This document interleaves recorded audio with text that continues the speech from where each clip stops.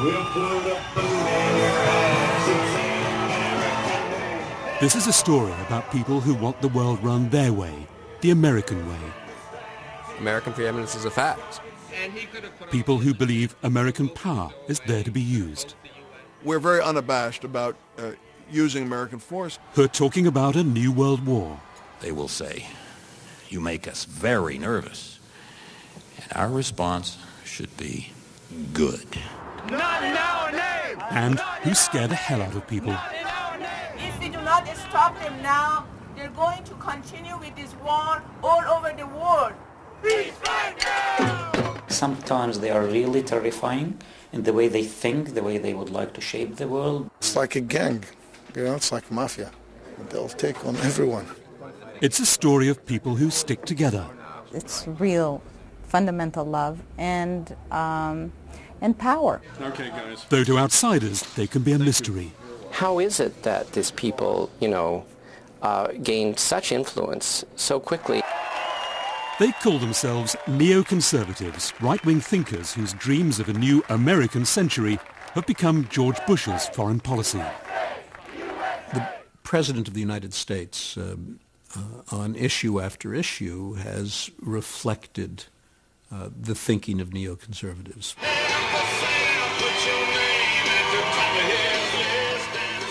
What's new about the neocons' thinking? They believe America's military might should promote America's ideals. American power should be used not just in the defense of American interests, but for the promotion of American principles.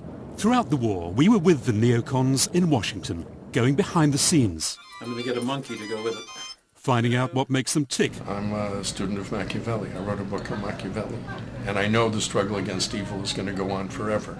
And what the neocons have in store for us now. We're going to have to bring down a series of regimes who are the sponsors of a network of various terrorist organizations. Syria, Saudi Arabia, Iran, North Korea, and then there's Libya. Tonight, will America's superhawks drag us into more wars against their enemies?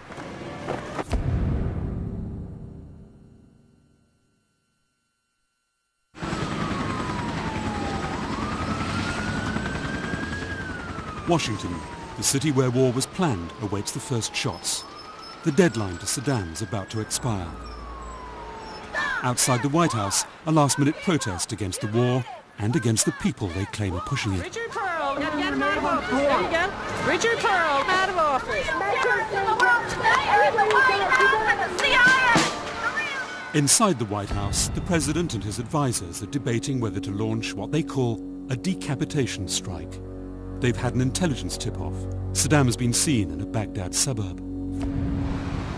Nowhere in this city of power is war awaited with more anxiety and enthusiasm than here in 17th Street. On the top 3 floors, the American Enterprise Institute, home to some of the top neoconservative thinkers who sold the president a more aggressive view of America's role in the world, one that's about to be tested in Iraq. Now, this place really is the ideas factory, the ideological engine room of the Bush administration. Hello. Meet neoconservative writer and thinker David Frum. He's a former top Bush speechwriter and an AEI scholar, as they're known. He helped coin the phrase axis of evil, which President Bush used to condemn Iraq, North Korea and Iran as sponsors of terrorism. David Frum left to write a book about a president he says is sometimes ill-informed but makes the right decisions. President Bush gave the axis of evil speech 13 months, 14 months ago. So this is being done deliberately. Like everyone in the AEI, David Frum is waiting to hear whether war against the first country in his axis of evil has finally begun. And when we hear the news later this evening or tomorrow morning, what do you think you're going to feel or think? I'm going to feel, when I hear that news, I'm going to pray, as we all do, for the success of American arms. I'm going to pray for low casualties on all sides, for the swift overthrow of this dictator. I'm going to feel some fear, of course, because people are in danger and they are in harm's way.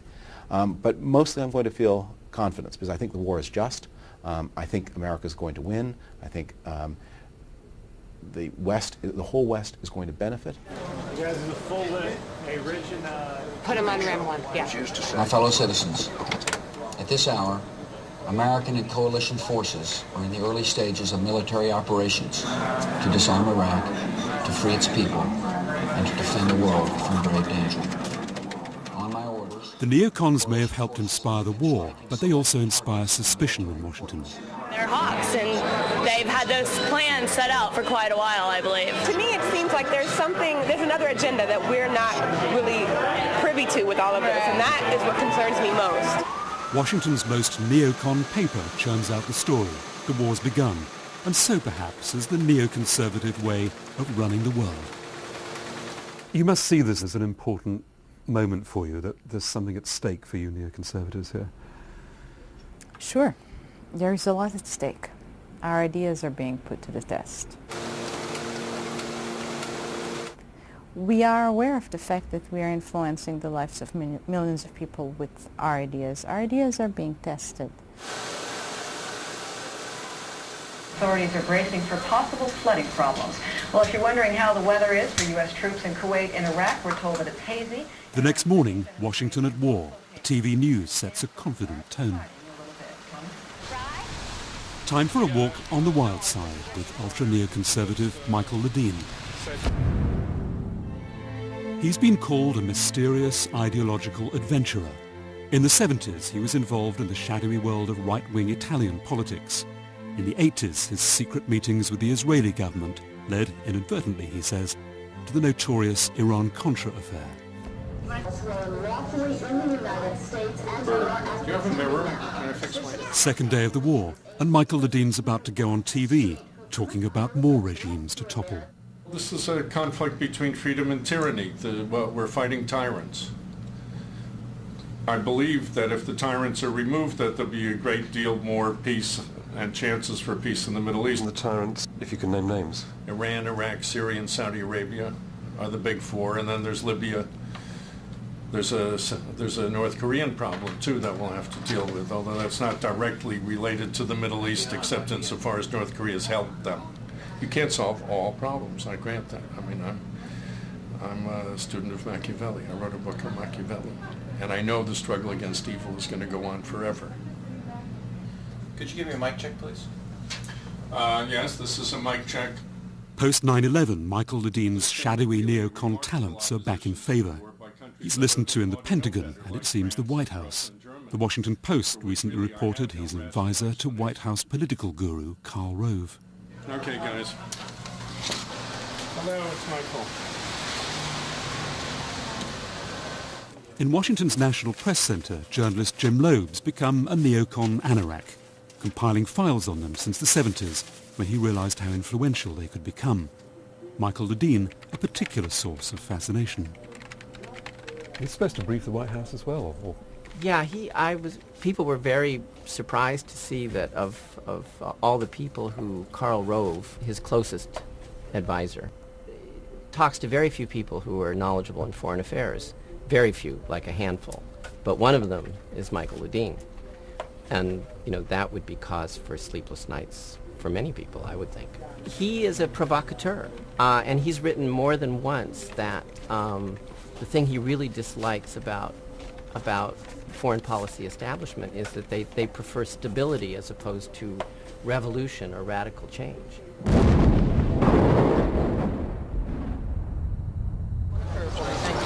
Keep the line, folks. Keep the line, folks. Why are we here? Stop the war. Why are we here? Stop the war. Why are we here? Stop the war. Why are we here? Stop the war. Why are we here? Friday morning, key neoconservatives gather at the American Enterprise Institute to explain to the world the neocon view of the war.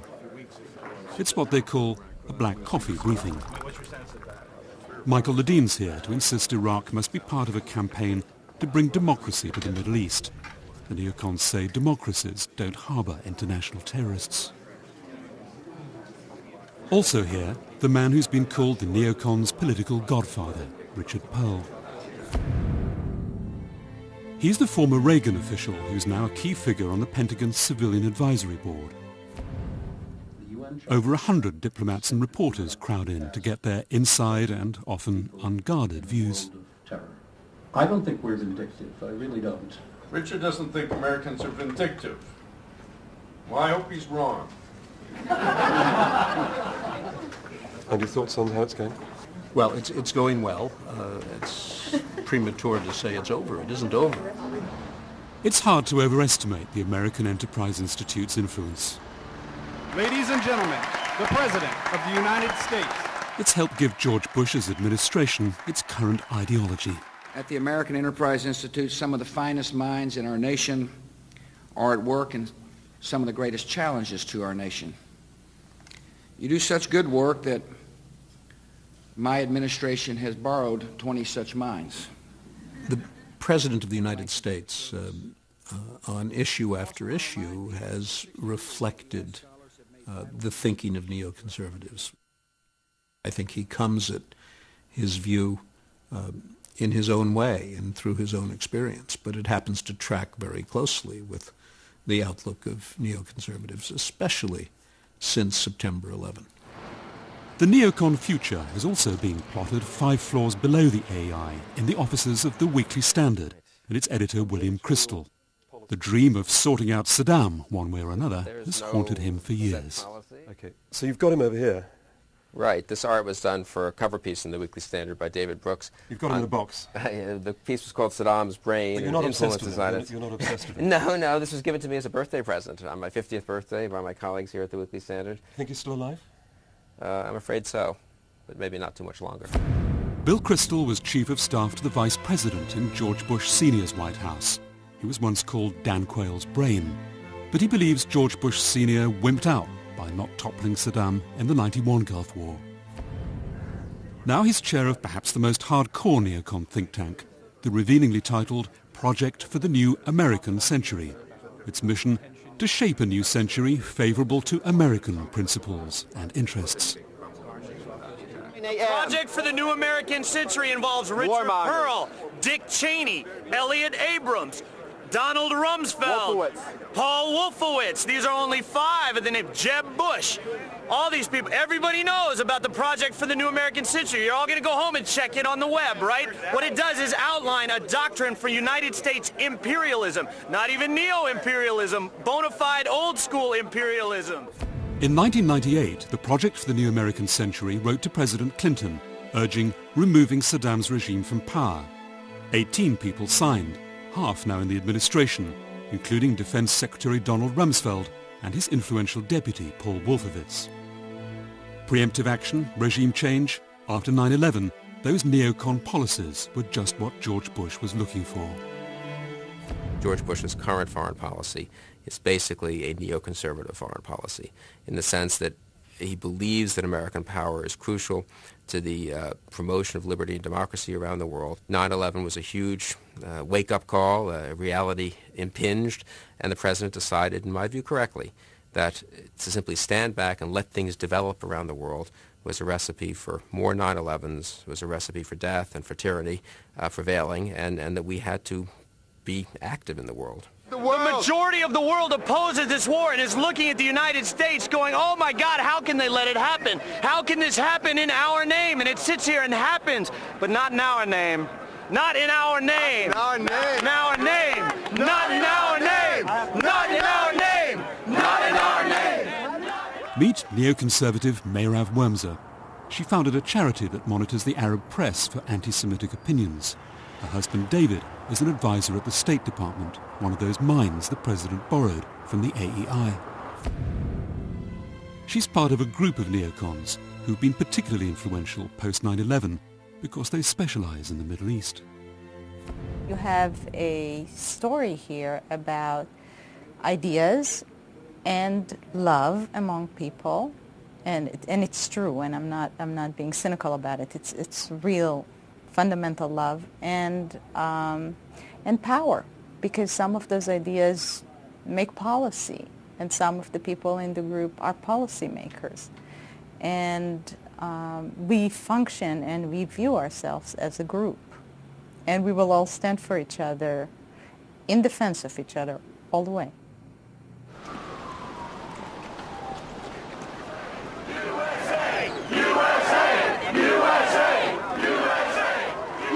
people that are protesting against the war in Iraq, they really don't know what they're talking about. First Sunday of the war, and America's pro-war majority makes its voice heard. They are in my country, liberating it inch by inch, and I am very thankful to them for this. It's also a day for reflection.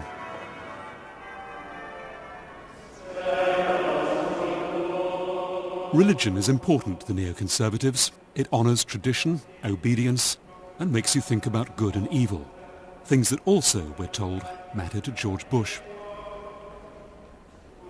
Our own weapons, these precise and devastating bombs, have been shocking and awesome. Their critics say the neoconservatives are wrong to look at the world as if it's a battle between moral extremes. The problem with the neocons is that every time the U.S. gets tested, it's a question of freedom versus tyranny. And there's really kind of nothing in between. And of course, it never exactly turns out that way because the world is a lot more complicated. But the neoconservative hawks say history shows there really is good and evil, especially the history of Europe in the last century. The appeasement of Nazi Germany that led to the Holocaust hovers over their view of the world and its dark possibilities. For those of us who are involved in foreign and defense policy today, my generation, the defining moment of our history was certainly the Holocaust. It was the destruction, the genocide of a whole people. And it was the failure to respond in a timely fashion to a threat that was clearly gathering. We don't want that to happen again. When we have the ability to stop totalitarian regimes, we should do so, because when we fail to do so, the results are catastrophic. 20th century Europe said never again, then failed to save the Muslims of Bosnia. It was American power, the neocons like to say, that finally ended the Balkan horror. The failure to deal with Bosnia decisively and early was a defining moment for a lot of neoconservatives and some others as well. Nobody was prepared to take serious action in Bosnia until we did. The fact is that the world tends to look the other way, and we don't.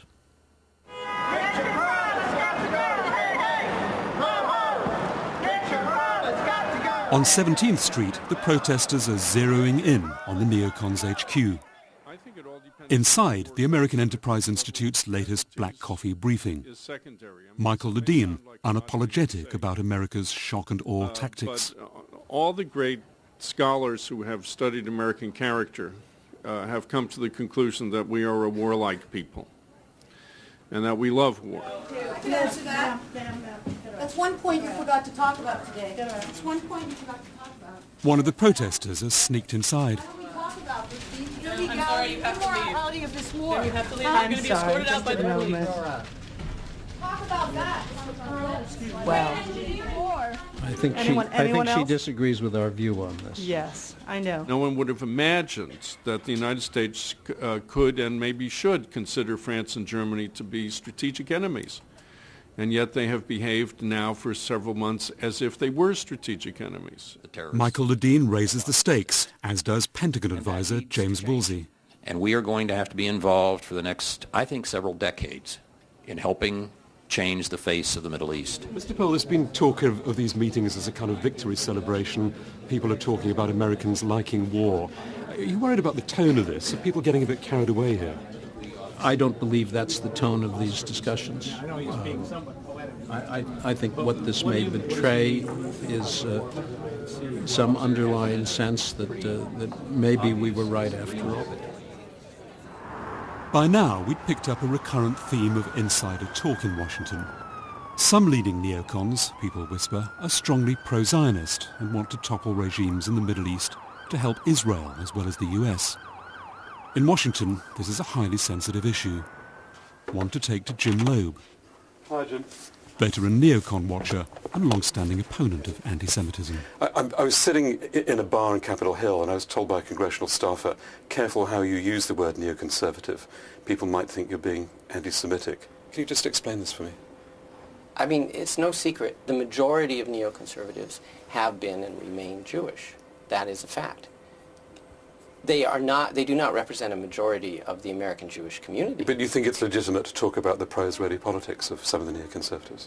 Well, I think it's very difficult to understand them if you don't begin at that point. I mean, I should think people would want to talk about that rather openly, because to the extent that you suppress it, and I think there is an attempt by some to suppress it, I think then it festers. In 1996, a group of neocons wrote a report intended as advice for incoming Israeli Prime Minister Benjamin Netanyahu.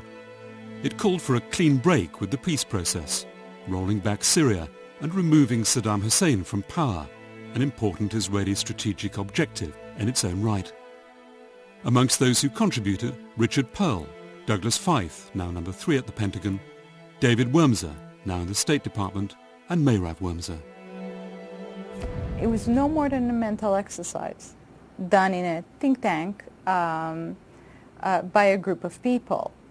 Yes, many of us are Jewish. There's no need to apologize for that. Most of us, all of us, in fact, are pro-Israel. Some of us more fiercely so than others. But we have no problem also criticizing Israel. Well, that paper in 1996, the Clean Break paper, that was the paper that led to accusations of dual loyalty. There is no dual loyalty. The people in the group are Americans, first and foremost, and view themselves as American thinkers and as people who are most interested in American policy. We see a tremendous similarity between Israel and America, and Britain for that matter, simply because these are leading democracies. In the case of Israel, it's the only democracy in the Middle East. Live from the front line. On TV, signs the advance is slowing. Charges of dual loyalty touch on raw emotions. Professor Elliot Cohen is one of America's top military historians. We met as the progress of the war seemed in the balance. In a narrow military sense, the achievements look, pretty remarkable. 50 miles outside Baghdad, a lot of bad things that could have happened haven't happened yet. Professor Cohen is also an advisor to the Pentagon and has been involved with both the AEI and the Project for the New American Century. You've expressed some concern over the idea that this is all a conspiracy whipped up by a group of, quotes, neoconservative hawks who are somehow allied to Israel, and you've expressed worries about that. Explain what you're concerned about. Look, sometimes the word neoconservative is used when what they really would like to say is Jew. They being? People who use that kind of language. And as a Jew, I find it offensive. There are two things that are despicable about it. The first is the imputation of dual loyalties. Between America and Israel. Right. And just speaking as somebody whose father served in the United States Army, who served in the United States Army himself, who was the son serving in the United States Army, I find it deeply, deeply offensive and untrue.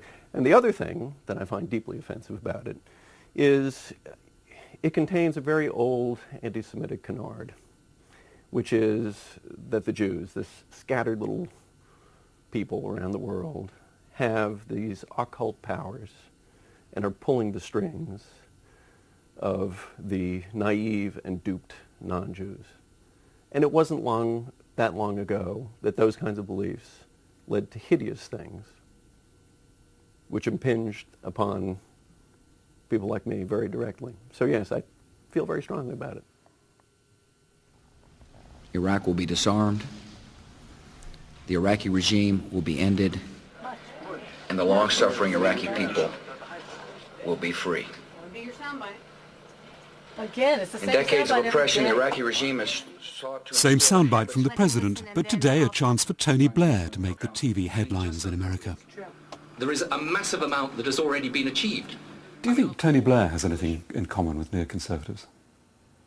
I think Tony Blair's moral sense is very much reflected in the thinking of many neoconservatives. I suppose he'd be horrified to hear that, especially since the term neoconservative is so abused. But his sense that it was right to liberate Iraq is the sense of neoconservatives, and was not the view of most foreign offices, including probably his own.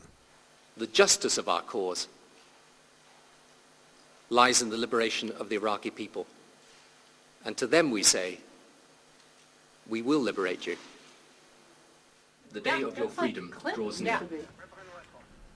It's very nice to sit around and say, we're in Europe and we believe in the rule of law and we believe in the United Nations. But Saddam Hussein is there, and he's a dictator, and he has weapons of mass destruction. And are you going to do something about it or not? And insofar as Tony Blair's answer was yes, and insofar as Tony Blair's answer was yes, even if the rest of the UN Security Council doesn't agree with us, I think Tony Blair is a kind of neoconservative despite himself. Many mental health experts believe following round-the-clock coverage of the war could be hazardous to your health. Opposition stronger than expected. The U.S. prepares for a longer war. 10 days in, America's patriotic TV channels are worrying about a longer war. Bad news for the neoconservatives, who help make out the case for the conflict. The story that I just wrote said, neocon nosedive, with a question mark. Neocon nosedive? Yeah. It has a certain alliteration. Tell me why. Tell me why. Well, because again, they're the ones who said, essentially, this would be a cakewalk, this would be easy. We'd see tens of thousands of Iraqi soldiers surrendering. We'd see people rising up all over the place in joy to greet, their liberators and so on. And we haven't seen it yet. On Fox TV, where neocon Bill Kristol's a pundit, it all looks different. Fox has the most cheerleading tone. They're doing fine, Linda, and the media does not reflect the country. Some people in Washington are saying this is a neoconservative war, and so far there's no sign it's working. The regime isn't crumbling. What do you say? I say it's an American war. Like Bill Kristol's magazine, Fox TV is part of Rupert Murdoch's media empire. The neocons have been backed by entrepreneurs, corporations, and rich right-wing foundations, which has led some to claim they're being used to export not democracy, but capitalism. Some people say, look, neoconservative ideology, fine, but what you're really doing is making the world safe for capitalism. You're backed by Mr. Murdoch, Fox TV. Front for capitalism? No, not in my case. I'm much more interested in liberty and democracy than I am in capitalism. Yeah, I was once a social democrat, sort of, and I had, no, look, social democracy is fine. It's about freedom and democracy. It's not about capitalism. Back in the 60s, Joshua Moravcik of the American Enterprise Institute was even further to the left. It was the journey people like him made to the political right that earned them the label new or neoconservatives, intended as an insult, but one they took up as a badge of honor. Old political loyalties to Democrat colleagues of the past still linger. Like Richard Pearl, Joshua Moravcik is still a Democrat. I think it's very relevant that virtually all neoconservatives come out of the left, some the liberal left, some the radical left, as I myself did. I grew up in the civil rights movement fighting against discrimination and segregation, and I think I brought some of that same spirit to fighting against communism when I came to the view that that was the world's chief evil, and today to fighting against terrorism and Islamic extremism. And I think it also it gives us a certain flair for the ideological battle. We're not unhappy with it. We want to take on our opponents. Tonight, how the day unfolded. On TV, the more skeptical newscasts are talking of a quagmire. Today. What do you think of that? Is that a great tone? Ring? That's myself. I'm going to get a monkey to go with it. Hello? Yes. Richard Pearl's in a Washington studio for that Sunday's Panorama. His good humour belies the fact there's more bad news for the neocon cause. He's just resigned as chairman of the Pentagon's Defense Policy Board, though he's still a member. There have been allegations of a conflict of interest over a business deal, charges he strongly rejects. I'm joined from Washington by Richard Pearl, the former U.S. Assistant Secretary of Defense, who's been described by some newspapers as the architect of the Iraq War. What will happen if at the end of the war the Americans do not find any weapons of mass destruction in Iraq? Well, I believe that the liberation of Iraq, the freeing of the Iraqi people, would be justification enough. How did you feel about being called the architect of the war? Well, I mean, there's hardly a point in denying it. It isn't true, of course, but... And as far as the planning is concerned, I had nothing whatever to do with that. Nothing. Do you think the influence of the neoconservatives in the Pentagon is going to be weakened by resignation at all? Certainly hope not. The Pentagon is in good hands.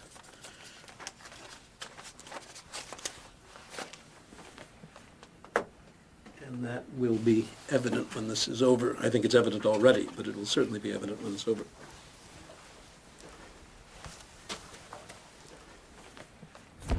The US Department of Defense is the neoconservative stronghold, Paul Wolfowitz, the number 2 there, and fellow neocon Douglas Feith, the number 3. At the more dovish State Department, neocon John Bolton is in charge of arms control. At the National Security Council, there's Elliot Abrams, the President's Near East advisor. National Security Advisor Condoleezza Rice, Defense Secretary Donald Rumsfeld, and Vice President Dick Cheney are not neocon intellectuals perhaps, but certainly political allies.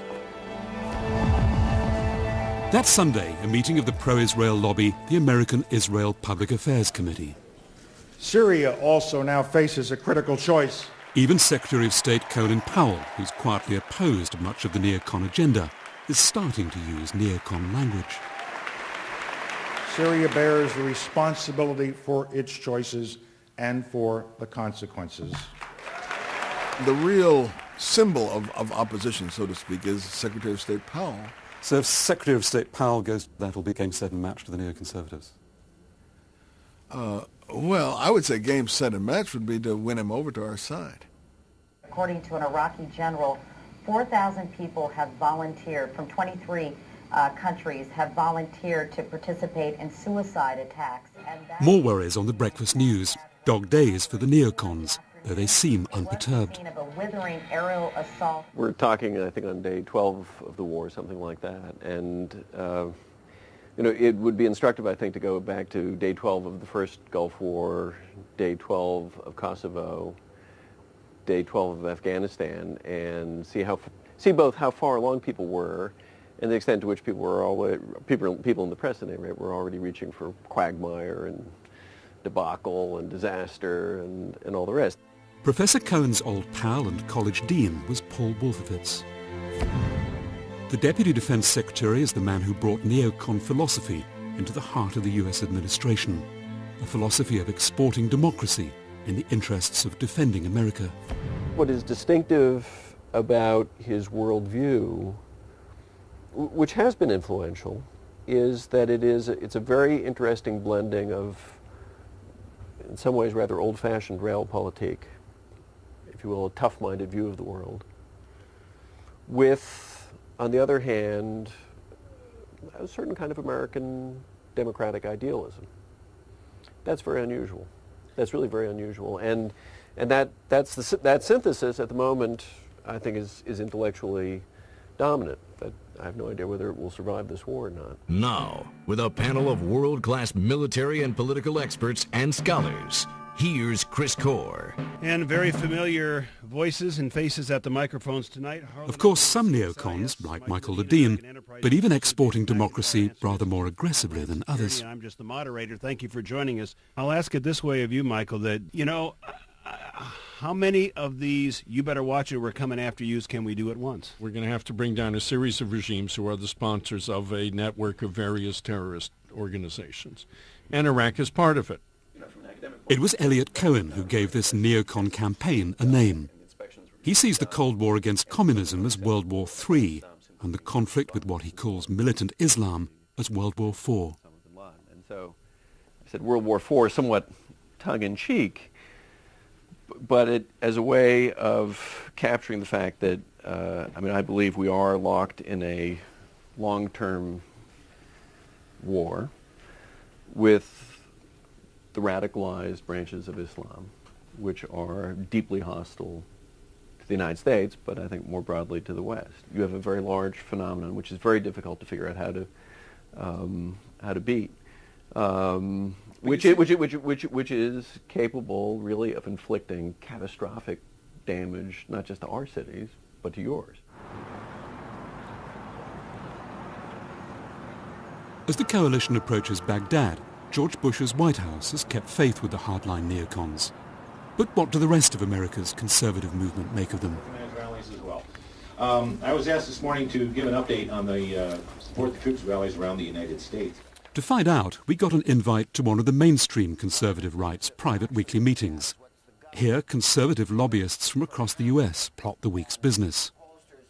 To liaise with them, there's a man from the White House. Effects. Is somebody voting against us because they're a union member, or are they voting against us because they're a government employee? Many traditional conservatives are suspicious of the neocon cuckoos in their nest. They don't like America being embroiled in foreign adventures. And then there's the Middle East problem.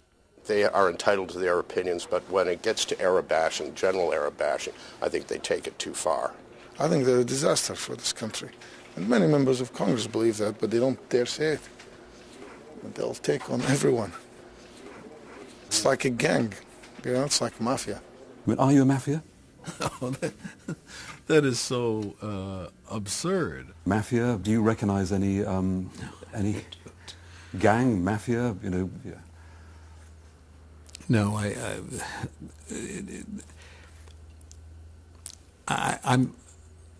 I usually have a response to statements like that, but I don't understand the statement, frankly.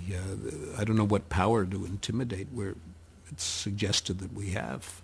Media? Power on the media? We say what we think. We're the very opposite of the kind of clandestineness one associates with the mafia. I think what rubs people wrong about us is that we're so out front and audacious about saying things that go against the grain.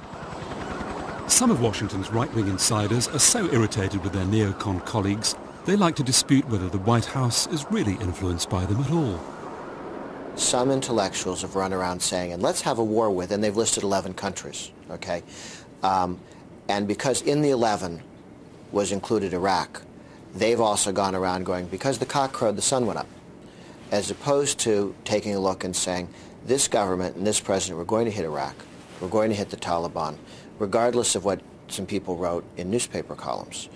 If I'm wrong, and the United States government invades Iran and Saudi Arabia and Egypt and decides to run a 30-year holy war against the Muslim and Arab world, then 7 writers did in fact pull the president around by the nose.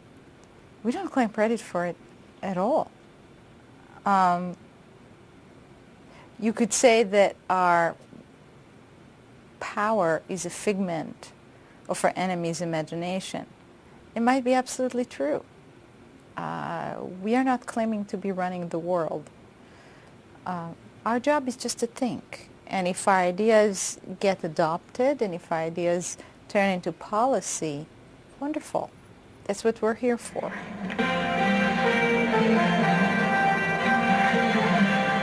Good morning. As always, it's great to have you here. Coalition forces have the Baghdad skyline in their sights. The U.S. Central Command says that... Suddenly, optimism on every channel, and the neocons ramping up the rhetoric. Now, we will make a lot of people very nervous.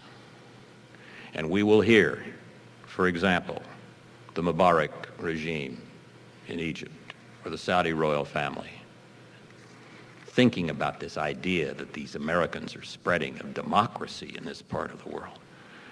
They will say, you make us very nervous. And our response should be good. Going too far? No. The Iranians and the Syrians are even more nervous than the Saudis and Egyptians this very moment. Syria is making, and the Syrian regime is making comments that they're nervous, that they think that they're next. So, are the Syrians worried? I went to their embassy to ask whether they took much notice of the neoconservatives. Do they go to those American Enterprise Institute briefings? Oh yes, I try to attend almost all their public meetings. Sometimes I find them amusing. Sometimes they are really terrifying. in the way they think, the way they would like to shape the world, the way they think they can impose their doctrine and their ideology on everybody else, even if force is needed. You worried? No, we are not worried at all. We have our alliances, we have our friends, but I don't think they have any chance whatsoever of translating this agenda into policies. By now, I've been round other embassies in Washington, gathering some startled private comments about the neoconservatives. Washington's staid diplomatic community taken aback by the neocons' aggressive view of America's role in the world. Now, here's what some diplomats and foreign embassies have had to say off the record about neoconservatives. We're flabbergasted. They've hijacked the administration. We've commissioned a report on neoconservatives, and it's a bestseller in the embassy. And this really is a revolution in foreign policy. We've seen nothing like it before. This is a Fox News alert, and this is what a lot of people in the world have been waiting for. The people... Triumph on the screen, and for the neoconservatives, for whom the long-awaited fall of Saddam is just an opening episode in the new American century. Just tell me what you felt, what you thought when you saw that statue of Saddam coming down. Well, I did something that always looks absurd when other people do it. I applauded the television set. It was a moment of that just underscored and reminded us that freedom is an enduring ideal everywhere, and not just in the Western world, everywhere. This was a dream that Mayrav Wormser and her husband David, now at the State Department, had cherished as long as anyone in Washington. We actually opened a bottle of champagne. This was a moment we waited for many, many years. I mean, we've been working on freedom for Iraq for the past 9 years, maybe. My personal feeling was doing, an incredibly good deed by pushing this war because, people got their freedom out of it. Do you think the neocons have won? Oh, look! You make it. This was not a factional fight. We had a great debate in the United States, in Britain, in the Western world, in the Atlantic Alliance about how to secure the world, the peace of the world. And look, different people had different ideas, but if it would be horribly petty to say, "Oh, terrific! The statues come down. My team won a Washington debate." That's no way to think. Jim. Hi. So good to see you. So the statues are coming down. That's right. How strong a position is this going to leave the neocons in Washington? Quite strong. Much stronger than they were 2 weeks ago when they were so glum. Their position has strengthened. But at the same time, they become ever more visible. They've never had the prominence that they have at the present moment. Never. And I think that makes them feel both a little giddy and a little anxious. Let's see what happens next. It's a never-ending drama here in Washington. Good morning. To the neocons, the images of victorious American power showed their ideas are working. They say they don't want to declare war on the world for democracy and hope other regimes can be changed by politics and pressure. But they'd rarely rule force out.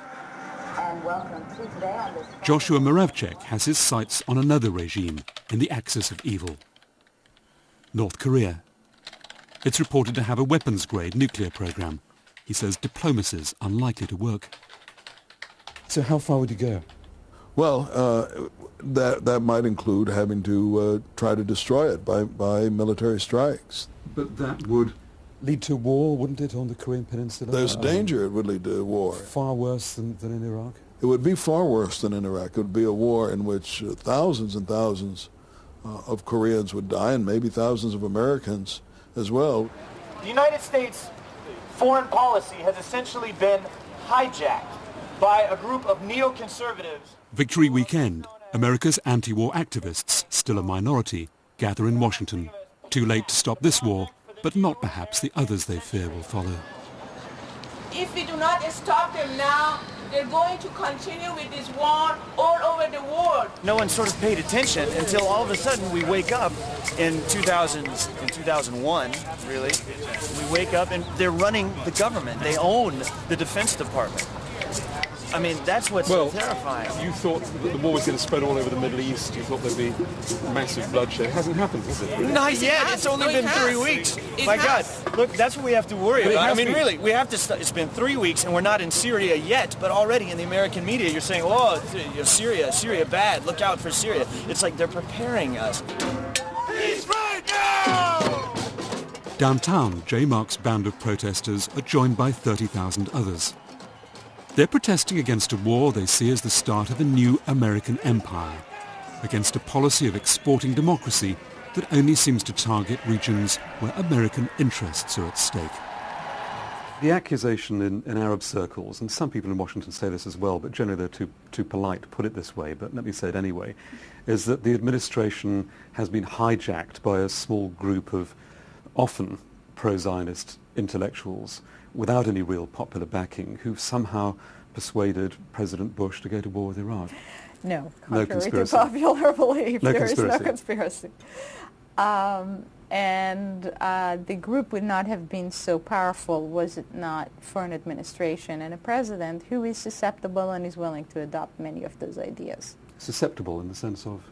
Open. Open to listening, open to, hearing those ideas. Nobody hijacked anything. Nobody has brainwashed the American president. He's acting according to his own convictions and beliefs. A few blocks away, the pro-war patriots hold their own rally. The turnout just 1,000 or two, the passion just as intense.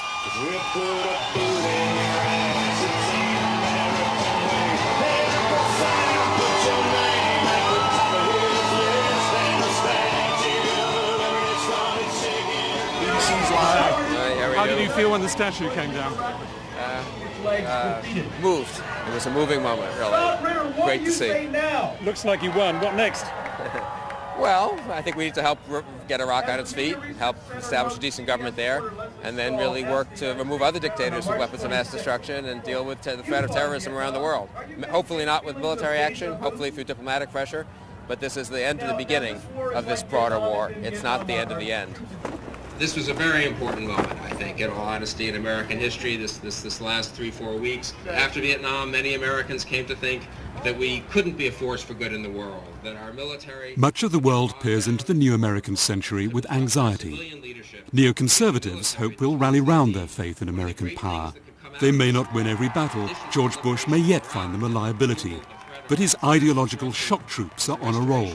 Bad news if you're in the way. I think the president and the military and our leadership will need the support of all of us over the next month and years, as well as we continue to make this world a safer and a better and a freer place. Thank you so much.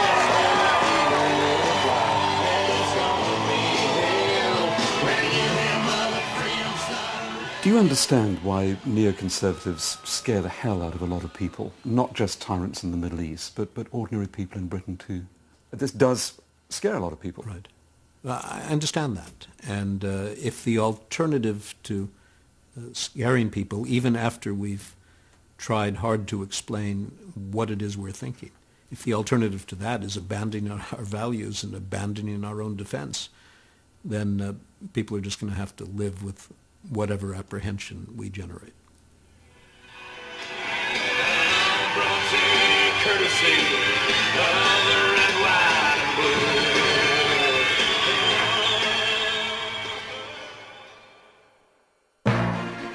In a special midweek edition, Panorama investigates the truth about what's in the chicken we eat.